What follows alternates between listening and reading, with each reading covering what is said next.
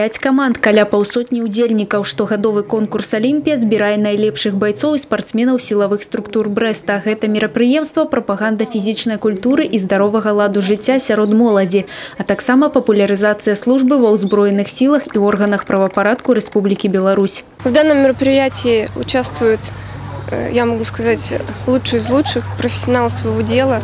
И мы хотим посмотреть сегодня, кто же из них станет в этих состязаниях лучшим. Конкурсная программа «Олимпия-2018» насычана спаборніцтвамі. Яна ўключае ў сябе экстрэмальную эстафету, дартс, барацьбу на бервяне, армрэслінг, перацягванне каната и стрельбу. У нас на каждом этапе представлены судьи, на каждом этапе есть регламент и положение, которому неукоснительно судья, так скажем, следует. Ну и непосредственно никто же не запрещает другим командам смотреть, наблюдать за ходом соревнований. То есть все прозрачно, все открыто. Спортсмены адзначаюць, што сёлета самым важным этапам спаборніцтваў з'яўляецца паласа перашкод, так как у ёй прымаюць удзел усе члены команды. Самі ж алімпійцы разлічваюць у любым выпадку на перамогу. Ежегодно 38-я бригада выставляет команду для проведения подобного рода соревнований, вот как Олимпия сейчас проводится.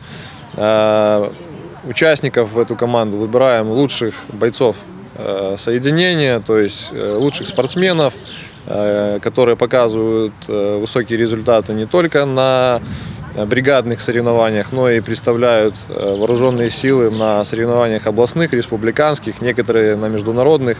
Задачи какие ставим? Ну, естественно, только побеждать. Соревнования на самом деле очень замечательными.